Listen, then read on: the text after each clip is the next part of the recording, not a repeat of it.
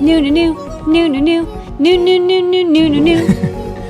Okay. So Not that's new very product. exciting new song today. So a couple things in the new caught product off world. We have the new product newsletter. I'm signed up. And you have to have an Adafruit account. You have to try really hard. You have to tell us you want to sign up. You cannot Yeah. sign up by accident. You have to click things. I mean, I wouldn't take Ambien and sign up. I would click it when you're nice and sober. You're sure you want to sign up. Yeah. Sign up. You'll get a weekly update of the new products. It's kind of like this video without my beautiful singing. Yeah. So we got that going on. It's working out. First up, coming soon. We have a limited run of makes. And we're putting it in the store. And it'll be signed by Lady Ada. And the ones that we have in the store, you can't tell very easily, but it doesn't have the UPC code.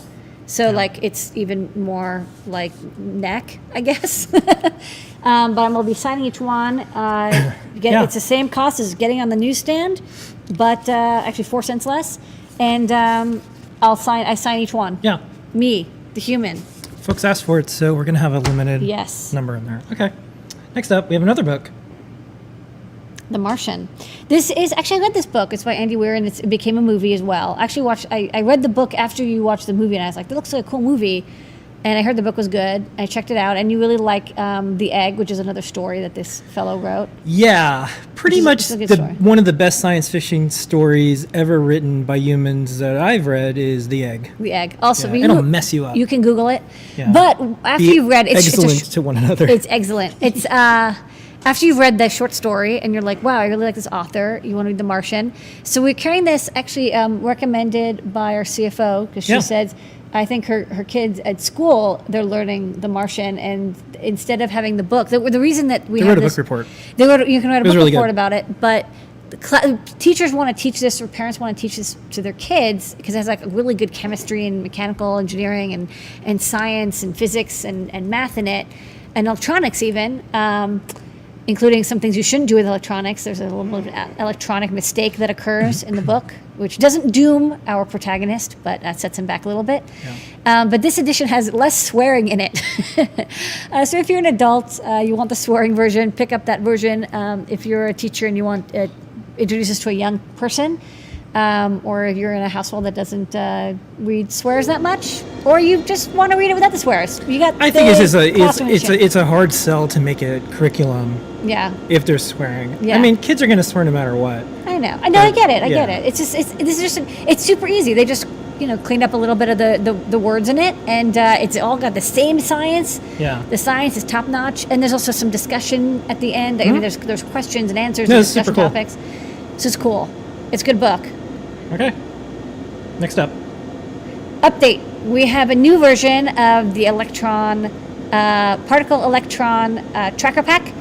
This version has a new, better GPS. Instead of my version, which has an ultimate GPS module, they used a U-Blocks. You can see it in the photo with all the parts. The second one, yeah. You can see at the bottom there. It's an almost identical design, but it has a different U-Block sensor, and it's like a 4-layer design, but pretty much almost the same, pretty much looking thing. And I think you can attach an external antenna as well. So check that out. Okay. It is the updated particle electron asset tracker pack. Next up. Also updated, the SHT31D humidity sensor. These are actually pretty good humidity sensors. They're SHT sensors, they're well known. This is the first I2C one. Finally, they made an I2C one. The previous ones were all this like weird bit bang protocol. We've carried this for a bit. We've updated this. It now has that white PTFE filter. It's a Teflon filter that goes over the sensor, and so it still can measure humidity and temperature, but instead of having like a hole, because the chip is exposed, and the problem is if you have it in too humid an environment, it can damage the chip, and so people would end up doing that, or the particles would get in there, dust would get in there. It now has a filter, so the humidity can still get through and reach the sensor, but it's less likely to get dirty or get damaged. It's a nice update. Same price, but I think just better overall. More filtery. More filtery. Okay. That's the update. Okay, and then we've got a bunch of these buttons. So I'm just going to go through and show the animations or the videos. Yeah. While you get set up. Yeah. That's red. That's blue. Yeah. That's white. So these are, we had very similar buttons recently. These are 30 millimeter sized arcade buttons. We had the 24 millimeter ones, which are really small. These are like kind of standard arcade button sized, but they have LEDs built in. They have two surface mount LEDs and a little circuit board with a resistor inside. And so they're very, very easy to hook up for lighting. You can PWM them with your microcontroller. Have them hooked up here to an Arduino. Just connected to a PWM output. I'm using our little quick clips. Press it. And Button. you can press the button. You can see it's a nice clicky button. It's not too clicky. It's like soft, but you've pressed it. And then on the bottom, there's the two contacts for the button and two contacts for the LEDs. So there's two LEDs you can see like right here. But it diffuses quite well. And then you can add another resistor to make it dimmer. You power it from 5 volts. We've got a blue one as well. Let me hook up the blue one. See, the blue one is nice and blue. And then we also have red. We don't have yellow or green quite yet because the ones we got weren't that great, but we'll work on getting that as well. But we have red, white, and blue for now, which is a good way to get started. So these are good. These are also a lot longer than the 24 millimeter ones. These can fit into almost any thickness, almost up to an inch, maybe 3/4 of an inch thick plywood. Or metal or whatever, and they have a nice lip, so even if your hole isn't drilled perfectly, they cover it up and they look really good.